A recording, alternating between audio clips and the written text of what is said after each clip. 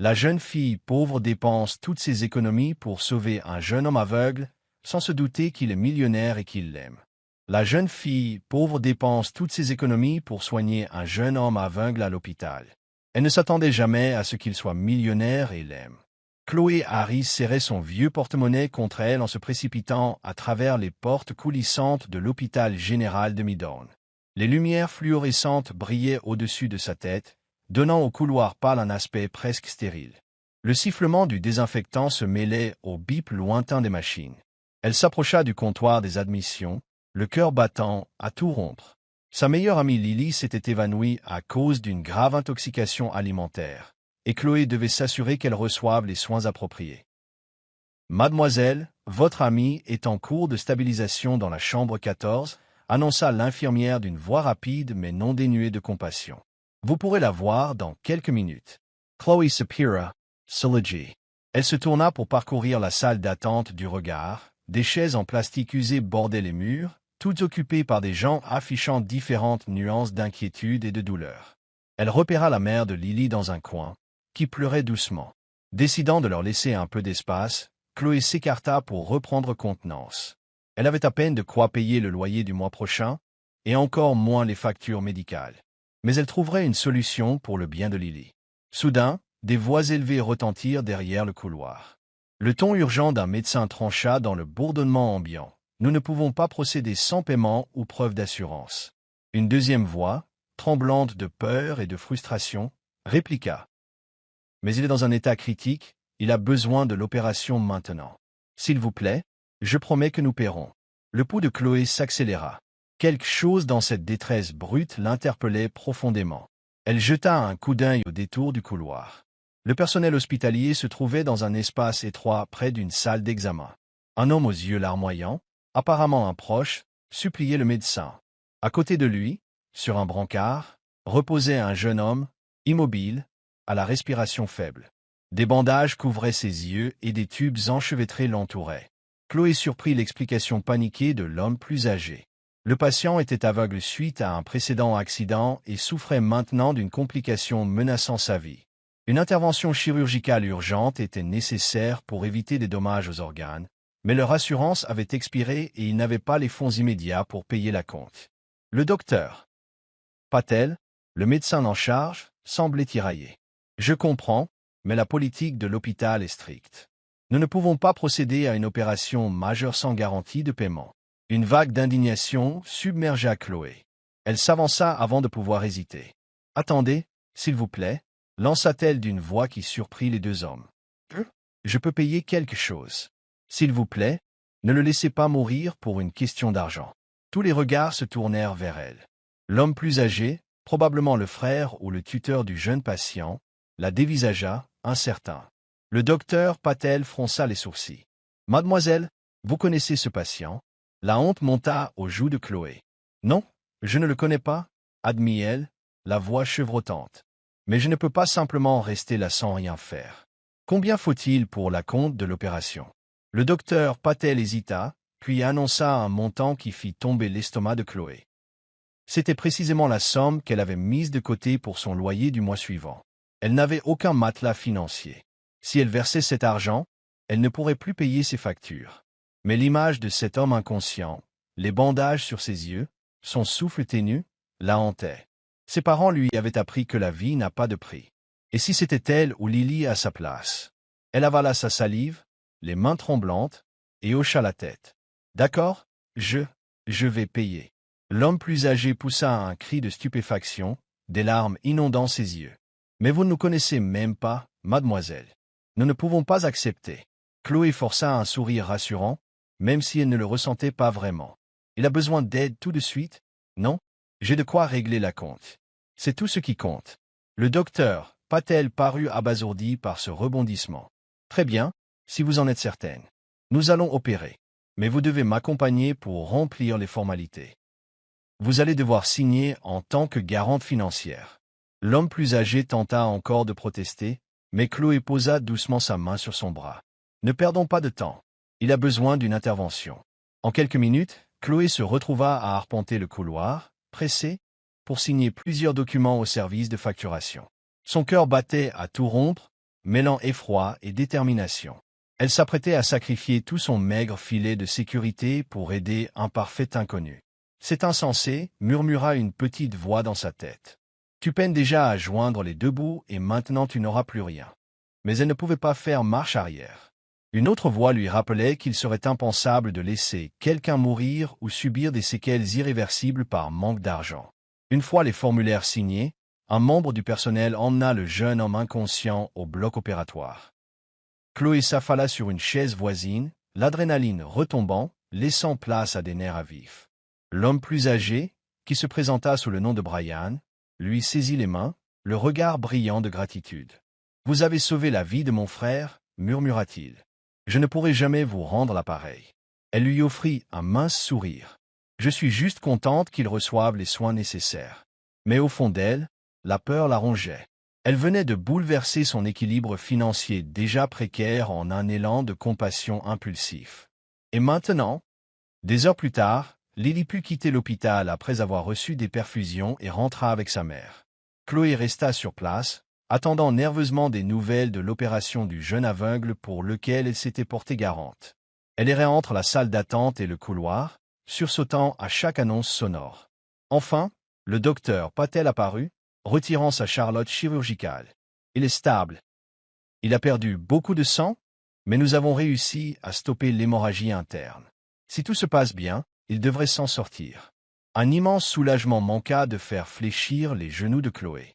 Brian éclata en sanglots, s'accrochant à sa main. « Merci.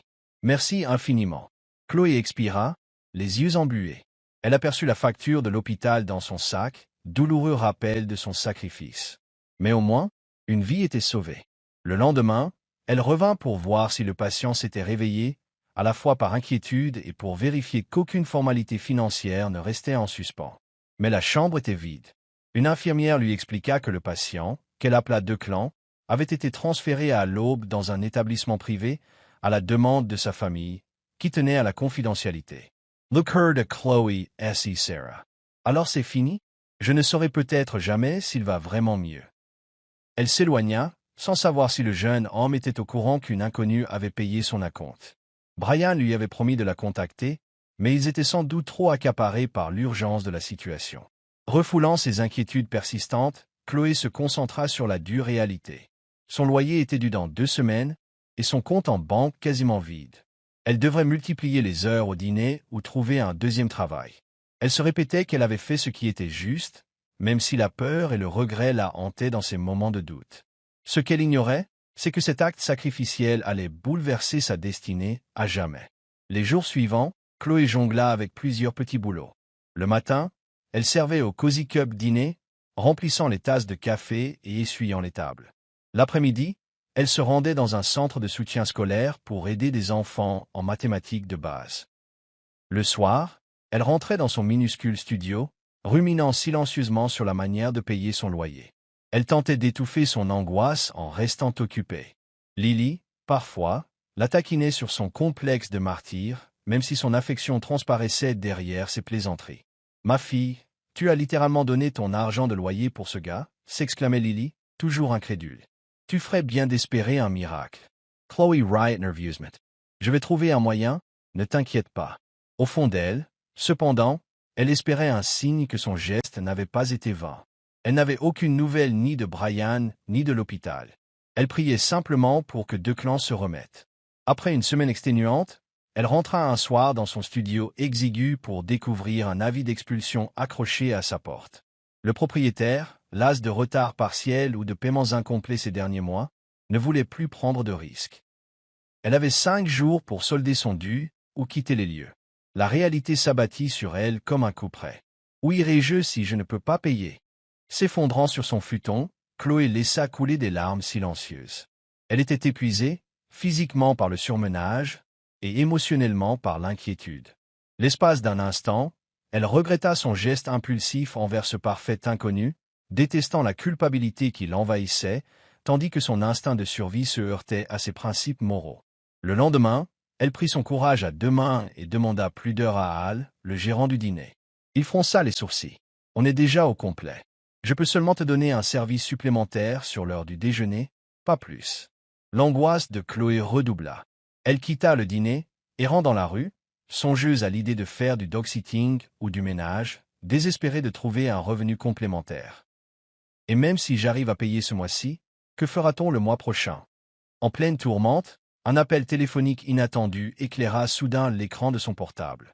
Le numéro était inconnu. Elle répondit prudemment. « Allô ?» Une voix féminine, posée et élocution soignée, se présenta. « Bonjour, puis-je parler à Chloé Harris ?» C'est elle. « Je suis Madame Porter, assistante personnelle de Monsieur Declan White. Il souhaiterait vous rencontrer. Êtes-vous disponible demain après-midi ?» Chloé faillit lâcher son téléphone. « Dit Declan White ?»« Oui. Si cela vous convient, il apprécierait un entretien.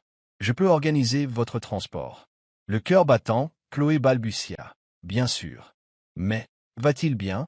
Il se remet doucement, grâce à l'intervention que vous avez permise.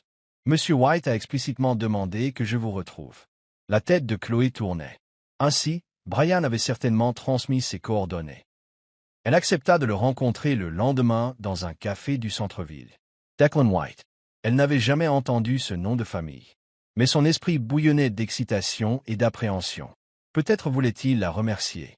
Peut-être allait-il la rembourser.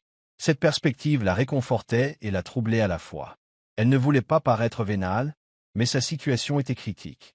Le lendemain, elle se présenta à l'Upscale Café, un lieu aux baies vitrées impeccables et aux pâtisseries raffinées, un univers éloigné de son budget habituel. Madame Porter, une femme élégante dans un tailleur gris sobre, l'attendait à l'entrée. Elle la guida jusqu'à une banquette privée où était assis un jeune homme portant des lunettes noires. Chloé eut le souffle coupé. Il avait une silhouette élancée, des cheveux châtains clairs soigneusement coiffés. Ses yeux étaient cachés, mais ses traits dégageaient une intensité calme. Une canne était appuyée contre sa chaise. Il tourna la tête à leur approche, entendant le léger claquement des talons de Madame Porter. « Monsieur White, déclara-t-elle doucement, voici Mademoiselle Chloé Harris. » Il se leva avec précaution, s'aidant de la table pour se repérer. « Mademoiselle Harris, dit-il, je m'appelle Declan White. Merci d'être venu. » Une vague d'émotion submergea Chloé. « Ravie de faire officiellement votre connaissance, » répondit-elle, la gorge serrée. Elle saisit délicatement la main qu'il lui tendait, remarquant un léger tremblement. « Comment vous sentez-vous » Declan esquissa un sourire discret. « Mieux, grâce à vous. Les médecins ont dit que votre acompte a permis l'opération à temps. Sinon, je... » Il s'interrompit, la voix tremblante. Chloé s'empressa de le rassurer. N'importe qui aurait fait la même chose. Il secoua la tête. « Je doute que ce soit vrai. Brian m'a tout raconté. Vous avez sauvé ma vie, au risque de ruiner la vôtre. » Chloé rougit, mal à l'aise sous tant de gratitude. Madame Porter se retira avec tact, leur laissant un peu d'intimité. Ils s'assirent, et un serveur leur apporta du café. Declan se tourna vers Chloé, même s'il ne pouvait la voir. Ses doigts fins trouvèrent avec précaution l'anse de la tasse. « J'aimerais vous rembourser la somme que vous avez déboursée, » dit-il d'emblée, avec douceur. « Et plus encore, si c'est possible. Vous n'imaginez pas à quel point je vous suis reconnaissant. » Chloé ressentit un mélange de soulagement et de fierté. Elle avait désespérément besoin d'argent, mais une part d'elle répugnait à l'accepter. Pourtant, elle n'ignorait pas l'urgence de sa situation. Elle esquissa un petit sourire. « C'est très généreux de votre part. Mais vous ne me devez rien de plus que ce que j'ai payé à l'hôpital. » Il inclina la tête. « Je ne suis pas d'accord. Je vous dois une dette inestimable, mais commençons par là. S'il vous plaît, laissez-moi vous aider. » Déconcertée par l'intensité de sa gratitude, Chloé se contenta de hocher la tête. « J'apprécie beaucoup, » murmura-t-elle. Un instant, ils burent leur café en silence. Chloé songea, le cœur serré, au fait qu'il ne pouvait voir la vapeur s'élever de sa tasse ou la décoration chaleureuse du café. Il portait sans doute ses lunettes noires à cause d'une sensibilité post-opératoire ou d'une vieille blessure. Elle mourait d'envie de l'interroger sur sa cécité, mais elle craignait d'être impolie. Finalement, Declan reprit la parole, la voix basse. « Puis-je vous demander pourquoi vous avez fait ça? Verser la compte pour un inconnu, je veux dire. » Chloé inspira, triturant sa serviette. « J'ai perdu mon père d'une attaque il y a des années. Les factures d'hôpital étaient un vrai problème, et nous n'avions pas les moyens de tout payer à temps. Il n'a pas survécu. Une partie de moi s'est toujours demandé si des soins plus rapides auraient pu le sauver. Alors je suppose que je ne pouvais pas laisser quelqu'un d'autre vivre ça si j'avais la possibilité de l'éviter. La gorge de Declan se serra, comme s'il contenait une forte émotion. Je suis désolé, murmura-t-il. Mais votre empathie m'a sauvé. Les yeux de Chloé s'embuèrent. Elle détourna le sujet en s'informant de son état. Il expliqua qu'il était aveugle depuis un accident durant son enfance, qu'il percevait auparavant un peu la lumière, mais qu'une récente complication menaçait de détruire ce qui lui restait de vision et d'endommager d'autres organes. L'opération avait permis d'endiguer l'infection, préservant sa vie. Une vague de compassion et de curiosité emplit Chloé. Elle éprouvait le désir d'en savoir davantage sur ce jeune homme doux et reconnaissant qui avait affronté tant d'épreuves. Lui aussi semblait intrigué par sa vie. Ils discutèrent presque une heure, échangeant des bribes personnelles. Elle apprit qu'il n'avait pas de famille proche, à part un grand frère, Brian, souvent en déplacement. Il adorait le piano classique, trouvant dans la musique un moyen de voir le monde d'une autre façon. Finalement, Madame Porter réapparut discrètement. « Monsieur White, votre prochain rendez-vous commence dans 30 minutes. » Declan soupira et se tourna vers Chloé. « Je ne veux pas écourter ce moment. Pourrais-je vous revoir ?» Un frisson parcourut sa poitrine. « Bien sûr, » dit-elle, à la fois incertaine et conquise. Il esquissa un mince sourire, empreint d'espoir. Madame Porter tendit alors à Chloé une enveloppe. « Ceci pour rembourser vos frais d'hôpital, plus un petit dédommagement. Je vous prie d'accepter. » Chloé acquiesça, stupéfaite, l'enveloppe serrée dans ses mains. Elle quitta le café, la tête pleine d'émotions contradictoires, comme si elle venait de franchir la porte d'un autre univers. Elle se dit que c'était simplement l'achèvement de l'histoire. Il l'avait remboursé. Il garderait peut-être un contact courtois. Mais au fond d'elle, elle pressentait autre chose, quelque chose de plus profond en train de naître. Le souvenir de la voix douce de Declan, de sa reconnaissance sincère, ne la quittait pas. Le soir venu, elle ouvrit l'enveloppe et découvrit non seulement la somme exacte réglée à l'hôpital, mais un montant plusieurs fois supérieur, de quoi payer son loyer, effacer quelques dettes et conserver un petit matelas. Les larmes aux yeux, elle songea à la manière de remercier un tel geste. Ironiquement, c'était son propre élan de générosité qui avait enclenché ce cercle vertueux. Elle envoya un message au numéro que Madame Porter lui avait donné. « Merci.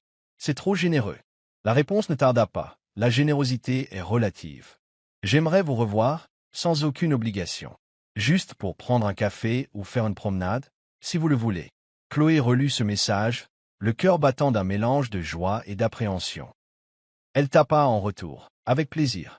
Au fil des semaines, Chloé et Declan développèrent une amitié inattendue. Au début, il s'agissait surtout de vérifier qu'elle se remettait financièrement et de lui proposer davantage d'aide, qu'elle refusait poliment, désireuse de subvenir seule à ses besoins. Elle avait utilisé son premier remboursement pour éviter l'expulsion et stabiliser ses comptes, mais elle travaillait toujours d'arrache-pied, déterminée à rester autonome.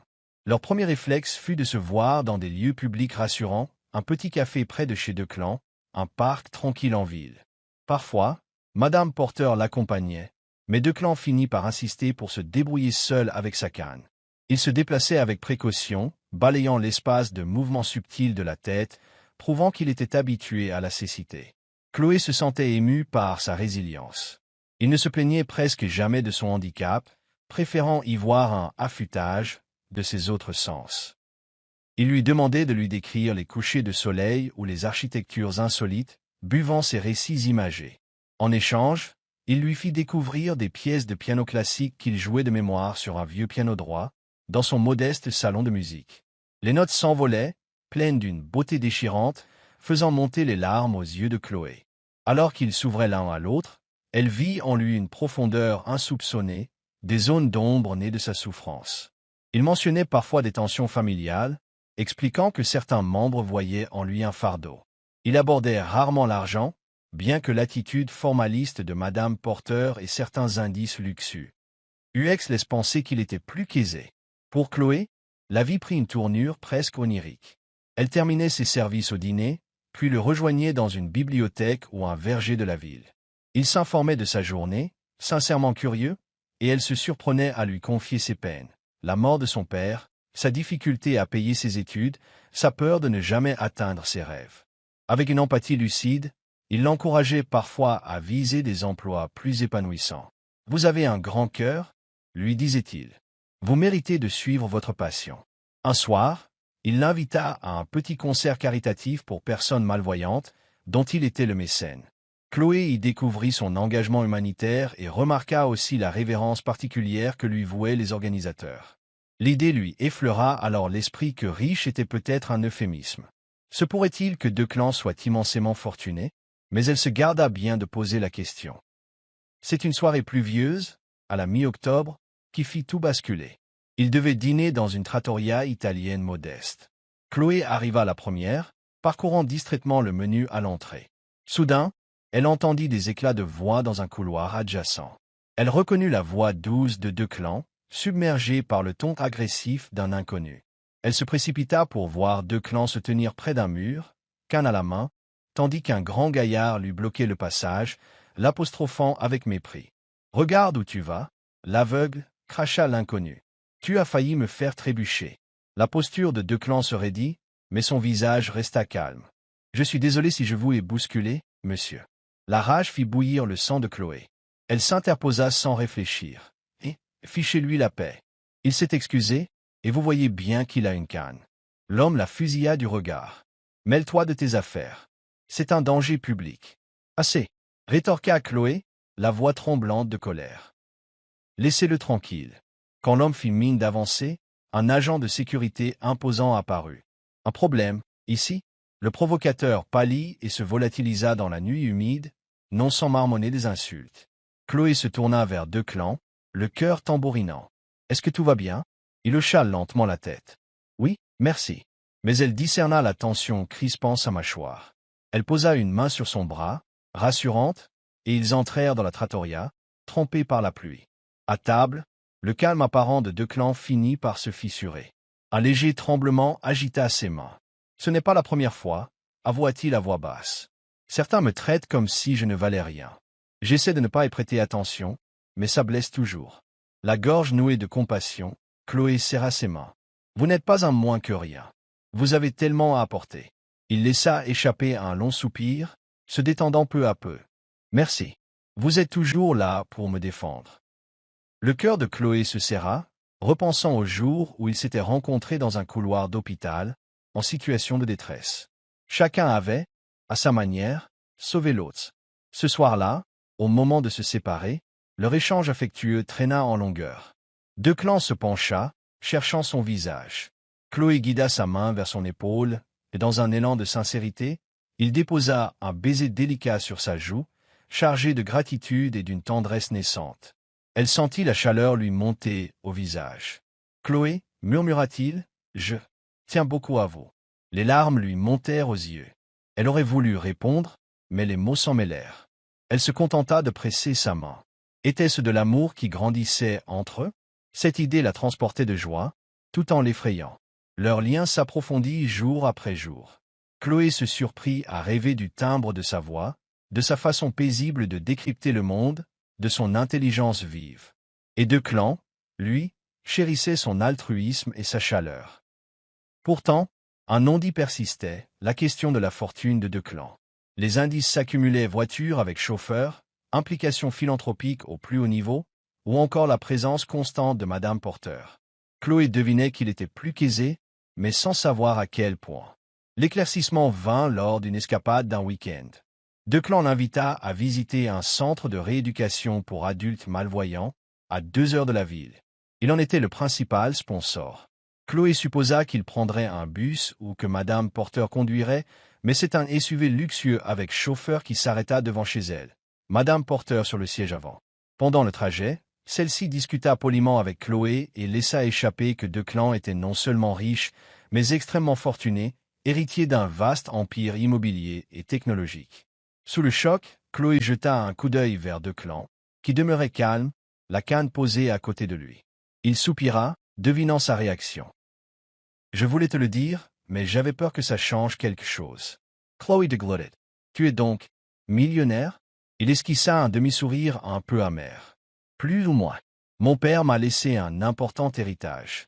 Mon oncle gère le patrimoine familial, mais je perçois une rente significative que j'utilise pour divers projets caritatifs.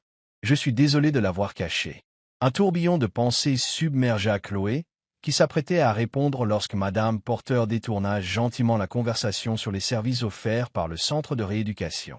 Chloé comprit que l'homme discret et bienveillant dont elle s'était éprise n'était autre qu'un héritier richissime. Pourquoi l'avoir tenu secret si longtemps? Au centre, Chloé fut témoin du respect que les employés témoignaient à Declan, l'appelant Monsieur White. Il la présentait comme une amie proche. Ils visitèrent les écuries, les salles de thérapie. L'air frais, l'odeur du foin, tout semblait surréaliste. Dans un moment d'intimité, Chloé l'interrogea doucement. « Pourquoi me laisser dans l'ignorance? Avais-tu si peur que je te voie autrement ?» Il baissa la tête. « Oui, les gens agissent souvent bizarrement quand ils découvrent la fortune. Certains me plaignent pour ma cécité, d'autres convoitent mon argent. Je ne voulais pas que tu me voies comme un compte en banque. » Le cœur de Chloé se serra devant sa vulnérabilité. « Je comprends, » murmura-t-elle en lui prenant la main. « Mais tu peux avoir confiance en moi. Tu n'avais pas à me le cacher. » Il serra ses doigts. « Je te fais confiance. Tu es la seule qui m'ait considéré comme une personne avant de savoir qui j'étais. » Ils se promenèrent dans le verger du centre, le chant des oiseaux brisant le silence. Sous un pommier, Declan se tourna vers elle, le visage tendu d'émotion. « Chloé, regrettes-tu de m'avoir sauvée, maintenant que tu connais mon statut ?» Elle ouvrit de grands yeux. « Non, bien sûr que non. Jay. Je veux juste te savoir en bonne santé et heureux. » Il laissa échapper un soupir soulagé. Il leva la main, effleurant sa joue du bout des doigts comme pour deviner ses traits. Puis, avec une douceur timide, il l'embrassa. Le baiser fut tendre, hésitant, porteur d'un profond désir mutuel. Le cœur de Chloé s'emballa, ses lèvres s'étirant en un léger sourire contre les siennes. Ils se détachèrent, à bout de souffle. Elle appuya son front contre le sien. « Je ressens quelque chose de très fort pour toi, Declan, avoua-t-elle. Il hocha la tête, les larmes discrètement dissimulées derrière ses lunettes noires. « Moi aussi. » Ce soir-là, ils logèrent dans une suite pour invités. Tandis que Madame Porter avait sa chambre à part, Chloé était partagée entre l'exaltation et la pudeur. Leur relation venait de franchir un cap indéniable. Elle envoya alors un torrent de textos enthousiastes à Lily. « Il est vraiment millionnaire. Je n'arrive pas à y croire, mais il reste le même homme adorable. » Lily s'empressa de lui répondre qu'elle ne devait pas laisser passer cette chance. Pourtant, Chloé nourrissait une appréhension secrète. Une serveuse désargentée et un riche héritier aveugle pouvaient-ils envisager une vie de couple durable? Elle tenta d'étouffer ses doutes et de savourer l'instant présent. Le lendemain, ils rentrèrent en ville, plus proches que jamais. Declan tenait à lui garder la main durant tout le trajet, comme s'il craignait de la perdre. De retour, Chloé se trouva peu à peu plongée dans l'univers de Declan. Il l'invita à des galas de bienfaisance, la présentant à des personnalités influentes avec une fierté évidente. Elle fut éblouie par le luxe, mais profondément touchée par sa fidélité. Lors d'un dîner de charité, il lui fit visiter la somptueuse salle de bal, sa canne frôlant le sol, pendant qu'elle décrivait le décor afin de nourrir son imagination.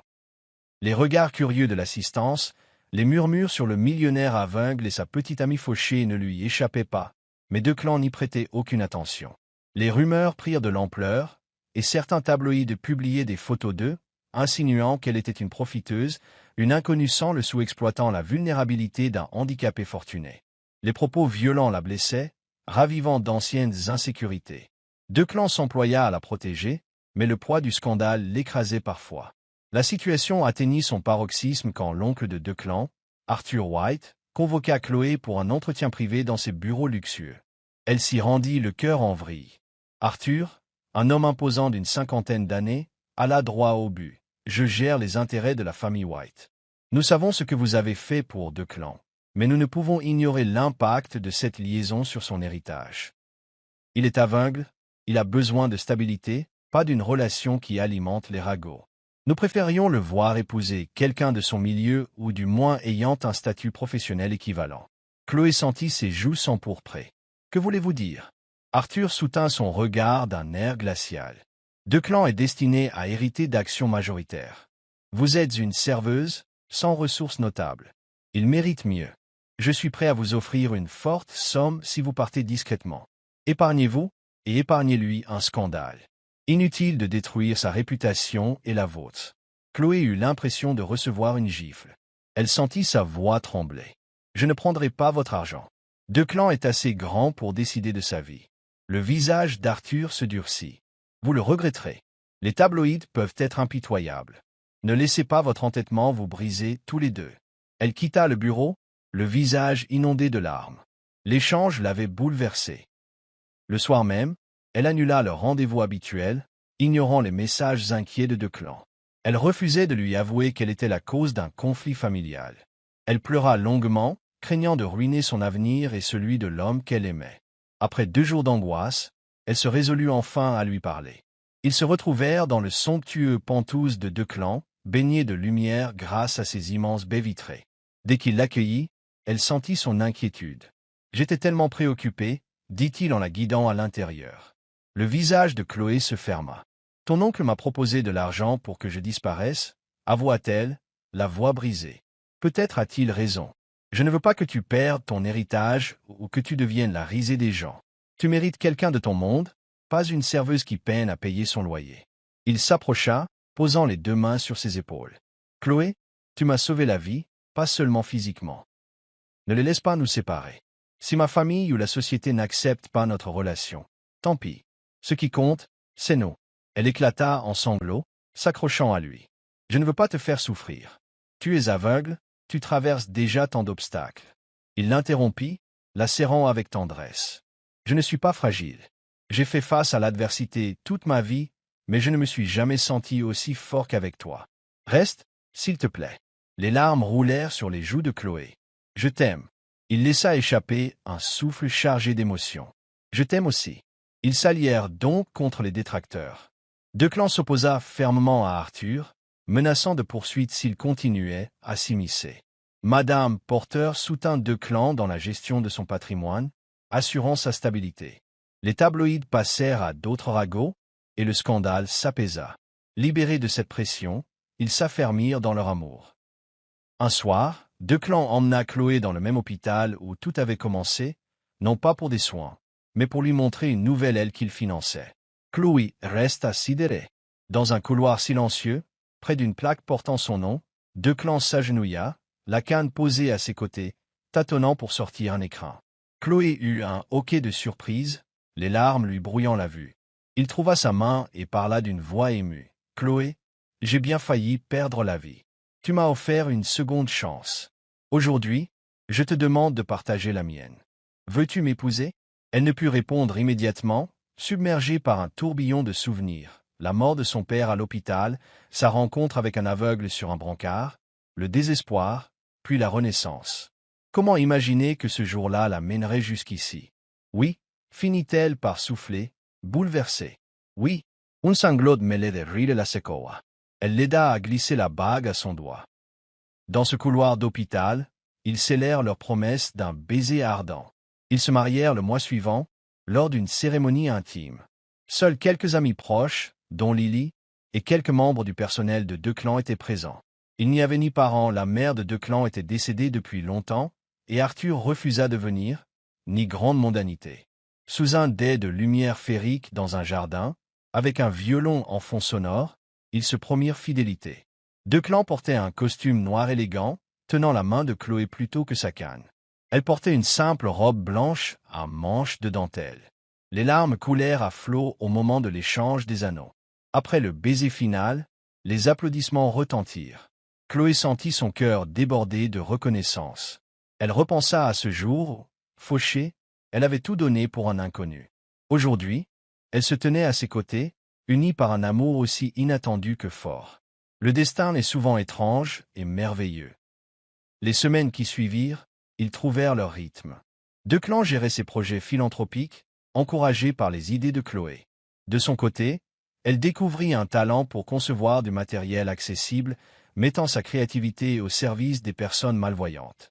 Leur union s'épanouissait, tant sur le plan sentimental que professionnel et spirituel. Régulièrement, ils retournaient à Midtown General pour offrir des fonds destinés aux opérations d'urgence pour les patients démunis, perpétuant ainsi la chaîne de solidarité qui les avait réunis.